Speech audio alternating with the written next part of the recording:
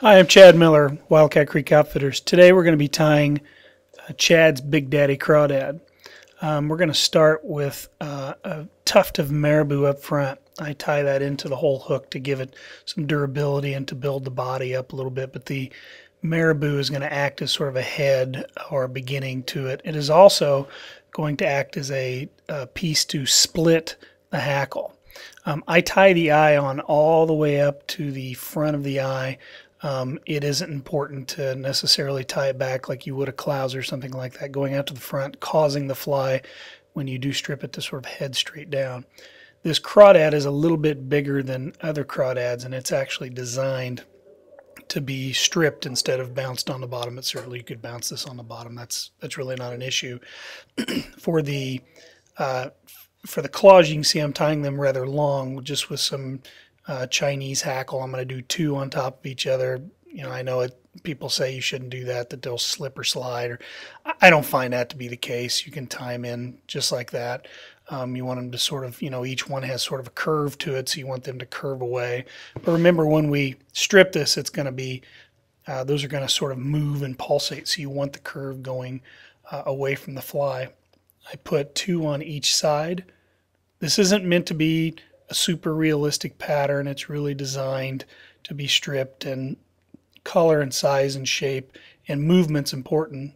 I use this type of hackle a lot. I call it junk hackle because it's real basic. That's a term of endearment, not a criticism of it.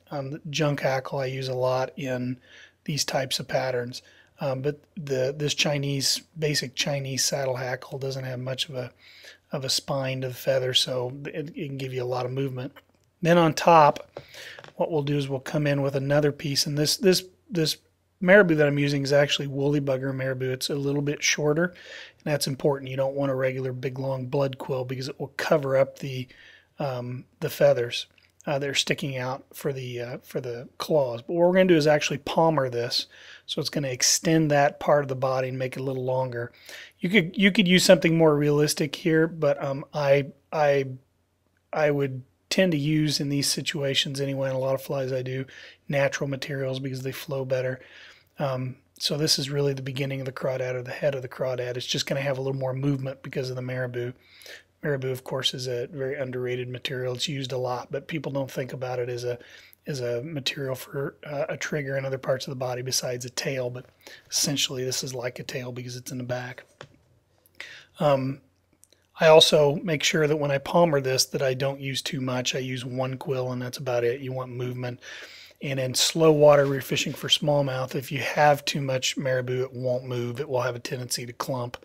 So the slower water, just a little bit, goes a long way.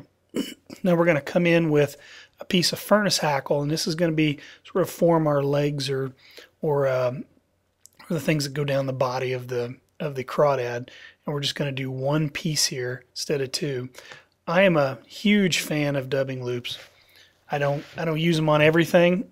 Sometimes it's easy just to use a sparkly material that, like S-Taz or something. On some of my other flies, I do those kind of things, but I really love ice dub because it's long and you can pick it out. And you can sort of make the body look bigger than it is and not add weight. And it just has just enough flash in it, not to be obnoxious, but to sort of blend into the fly very well. So when we palmer this, we want to make sure we pull back on this. It's almost like hackle sticking out. So you got to pull that back a little bit, and what that's going to do is give us some of those longer fibers sticking out. So later when we go back and pick it out, it will be effective as a body. But we're going to bring that all the way up to the eye and then tie it off. Some people at this point would make sure they cover the eye up, and you can do that. That's fine. But in this situation, it's a fishing fly. It's really not critical. The eye is all the way to the front anyway. Then we're going to come in with this. We're going to pick that out just a little bit, and we can even pick that out even more. I'm kind of guilty of taking flies and sometimes for 10 minutes picking out hackle to get it just the right look, but the truth is a little bit of that going out goes a long way. Gonna of course palmer this forward in sort of a woolly bugger fashion.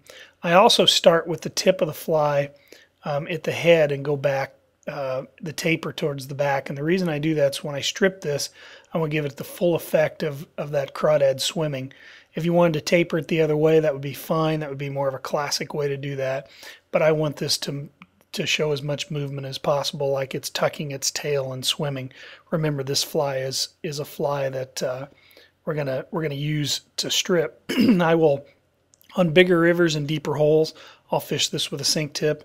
This is also could be used on a lake as well. You could want to bounce it with a indicator in a floating line. That's fine. Either way is fine. But like I said, this is really designed to be fished and stripped. It's also a little bit larger than the regular pattern, as you can see. I think it's somewhat of a myth that smallmouth only eat small crawdads.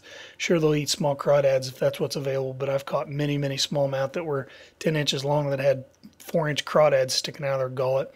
So I think it's important to have a larger pattern that you can use, particularly when the water is a little dirty. A bigger profile, I think, is important. Smallmouth will eat crawdads where they're available.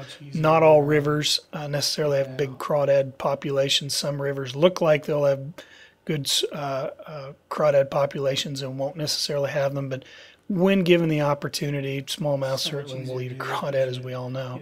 I like to pick this out, like I said, make sure I have plenty of that ice dub. Doesn't make much sense to not pick it out like that. Otherwise, you wouldn't be using a dubbing you could pick out. You could just use S-Taz, but I like the way that looks.